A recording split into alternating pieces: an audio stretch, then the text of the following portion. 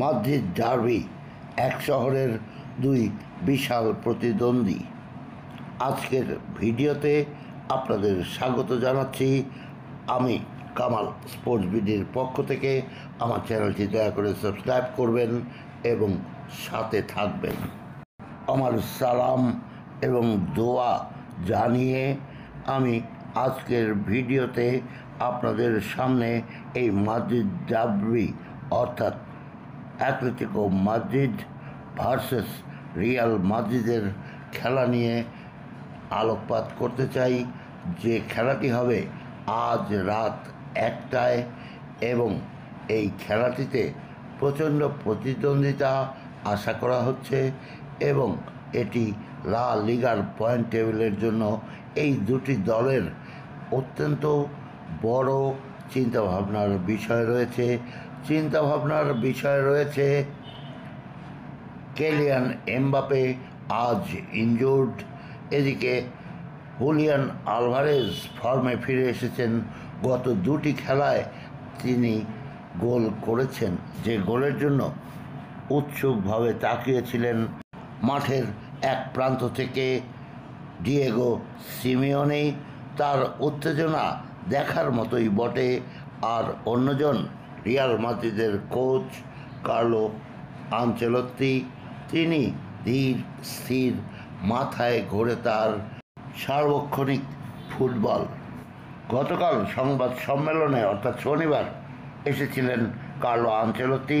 তিনি বলেছেন, এমবাপেকে ছাড়া অবশ্যই কিছু পরিবর্তন হবে, তবে অনেক নয়। আমরা তাকে ছাড়া খেলতে অভ্যস্ত। গত বছর সে এখানে ছিল না। দুঃখের ব্যাপার হলো এই খেলাতেও নেই, কিন্তু আমি মনে করি তার অনুপস্থিতির সঙ্গে আমরা মানিয়ে নিতে পারব। কার্লো আনচেলত্তি নতুন খেলোয়াড় আজকে সংযোজিত হতে পারে দলে, এটি বিষয়ে টাচ দিয়েছেন। অর্থাৎ তিনি হয়তোবা খেলাবেন আজকে পূর্ণ সময়ের জন্য অথবা বেশিক্ষণ সময়ের জন্য আরেক ব্রাজিলিয়ান এনরিকে। দলের খেলোয়াড়দের মাঝে রড্রিগো, লুকা মডরিচ, কখনো কখনো আবার রুডিগার এবং ভালো খেলছেন ব্যালন ডি'র নেবার আকাঙ্ক্ষা মনে নিয়ে ভিনিসিয়াস জুনিয়র। তিনি প্রায় প্রতি খেলাতেই গোল পাচ্ছেন। এছাড়াও আপনাদের মনে করিয়ে দিই ভ্যালভার্ডের কথা। সারা মাঠ জুড়েই খেলেন তিনি, তবে উরুতে চোট পাওয়ার কারণে প্রায় 8-10 দিনের জন্য মাঠ থেকে ছিটকে গেছেন কেলিয়ান এমবাপে। তিনি যে আজ খেলছেন না এটি নির্ধারিত। এবার দেখি অ্যাটলেটিকো মাদ্রিদের কোচ ডিয়েগো সিমিওনি কি ভাবছেন, কি বললেন প্রেস কনফারেন্সে অথবা অন্য কোথাও। ক্লাব বার্সেলোনাকে শুভেচ্ছা জানিয়েছেন ডিয়েগো সিমিওনি। গত খেলাটিতে অর্থাৎ আজকে নয়, আজ বার্সেলোনা হেরেছে ওসাসুনার বিপক্ষে 4-2 গোলে। এর আগের খেলাটিতে বার্সেলোনা গেটাফের বিরুদ্ধে বিজয়ী হয়েছিল 1-0 গোলে। তখন তিনি বার্সেলোনাকে শুভেচ্ছা জানিয়েছিলেন এবং বলেছিলেন, বার্সেলোনাই আমাদের একমাত্র প্রতিদ্বন্দ্বী এবং তাদের বিজয়ে আমাকে অবশ্যই শুভেচ্ছা জানাতে হবে। অর্থাৎ প্রতিদ্বন্দ্বী ভাবছেন ডিয়েগো সিমিওনি বার্সেলোনাকে, রিয়াল মাদ্রিদকে নয়। এই খেলাটি নিজেদের মাঠে রয়েছে আজ রাতে এবং এটি হবে মাদ্রিদের স্টাডিও সিভিটাস মেট্রোপলিটানো স্টেডিয়ামে রাত 1টায়। ডিয়েগো সিমিওনি নিজেদের মাঠ বলেই এই মাঠের ইতিহাস রয়েছে। তাছাড়াও তার খেলোয়াড়রা প্রায় সকলেই এই মুহূর্তে প্রস্তুত। দলে রয়েছেন কনর গালাগার, তিনি গোল করছেন। দলে রয়েছেন আন্তোনিও গ্রিজমান, তিনিও ভালো খেলছেন, গোল করছেন।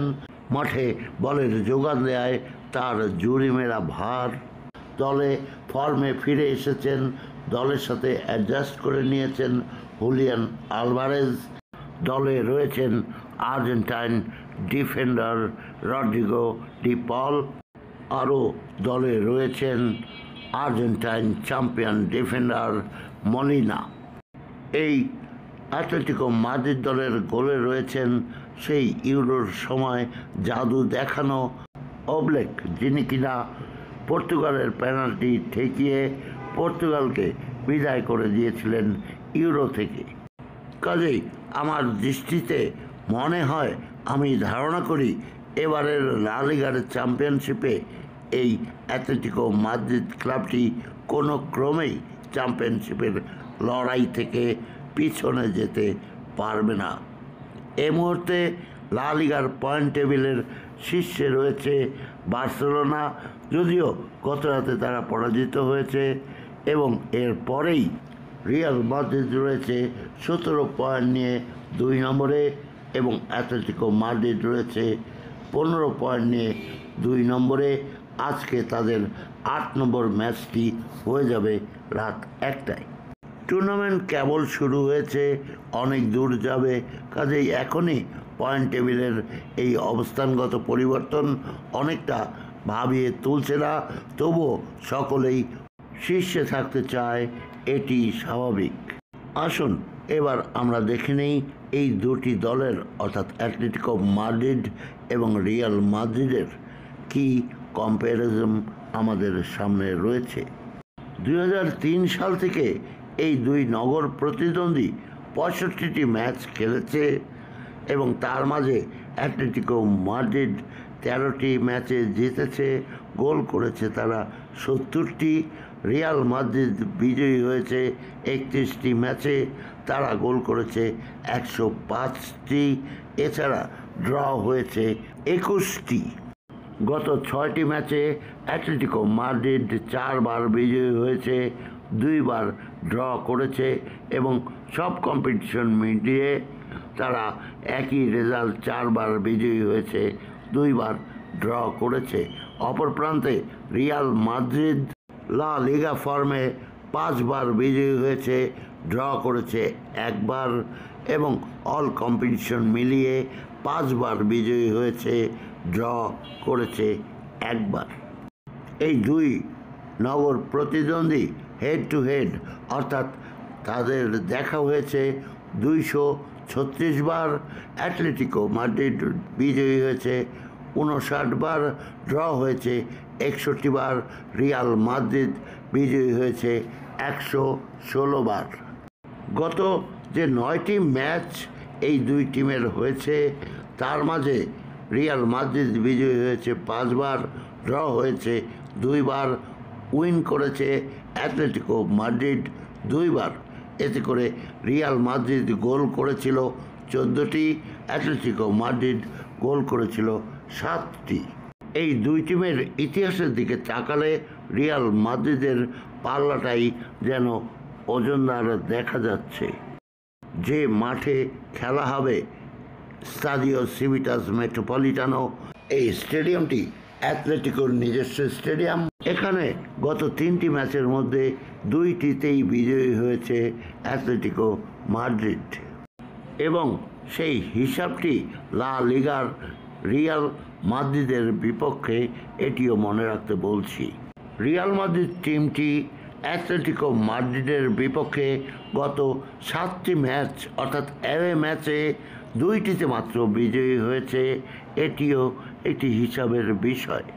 এখানেই আরও একটি হিসাব পাওয়া গেল, সেটি হলো রিয়াল মাদ্রিদ তাদের গত 87টি অ্যাওয়ে ম্যাচের মধ্যে 36টি ম্যাচে শুধুমাত্র বিজয়ী হতে পেরেছে অ্যাটলেটিকো মাদ্রিদের বিপক্ষে। গত বছর এই মাঠে এই দুই নগর প্রতিদ্বন্দ্বীর খেলার প্রথম 20 মিনিটের মধ্যে 2 গোল খাবার ঘটনাটি এই প্রেস কনফারেন্সে স্মরণ করিয়ে দিয়েছিলেন প্রশ্নকর্তা সাংবাদিক। তার জবাবে কার্লো আনচেলত্তি বলেন, কোট আনকোট, হ্যাঁ, শতভাগ গত বছরের ভুল আমাদের এবার আর করা যাবে না। আমরা রক্ষণভাগে উন্নতি করেছি, আমরা অভিজ্ঞতা নিয়েছি গত বছরের খেলা থেকে, কোট আনকোট। আসলেই রক্ষণভাগে ড্যানি কারবাহাল এবং রুডিগার এ দুজন থাকলে কোন ফুটবল দলের কোচ এমন ধরনের উক্তি না করে থাকতে পারেন? রুডিগার এবং ডানি কারবাহাল ডিফেন্স সামলিয়ে যেভাবে ওভারল্যাপিং পজিশনে এসে কখনো কখনো আচমকাই গোল করে বসেন, তাতে টিমের কোচ অবশ্যই শক্ত করেই কথা বলতে পারেন। এই ডার্বিতে যাবার আগে অ্যাথলেটিকোর চেয়ে 2 পয়েন্ট এগিয়ে রিয়াল। আগেই বলেছি দুটো দলই এই মৌসুমে অপরাজিত। তফাৎ সম্ভবত আমার কাছে লাগে খেলাটি হলো রিয়াল মাদ্রিদের জন্য অ্যাওয়ে ম্যাচ এবং অ্যাথলেটিকোর জন্য হোম ম্যাচ, আর এটি হবে অ্যাথলেটিকো মাদ্রিদের নিজস্ব স্টেডিয়ামে, যেখানে তাদের সমর্থকদের বেশি অবস্থানের সম্ভাবনাই অত্যন্ত বেশি। আর সম্ভবত এ সমস্ত কারণেই সবগুলো ওয়েবসাইট আমি দেখেছি সেখানে বলছে 1-1 গোলে ড্র হওয়ার সম্ভাবনা প্রচুর। এই তথ্যপত্র খোঁজার মাঝেই আমি পেয়ে গেছি দুটি দলের সম্ভাব্য লাইন আপ। অ্যাথলেটিকো মাদ্রিদের possible line up: Oblak, Lenormand, Gimenez, Reinildo, Llorente, de Paul, Koke, Gallagher, Lino, Alvarez এবং গ্রিজমান। এছাড়াও বাকি রইলেন মলিনা এবং অ্যাঞ্জেল কোরেয়া। সম্ভবত তারা অতিরিক্ত সময়ে নামতে পারেন।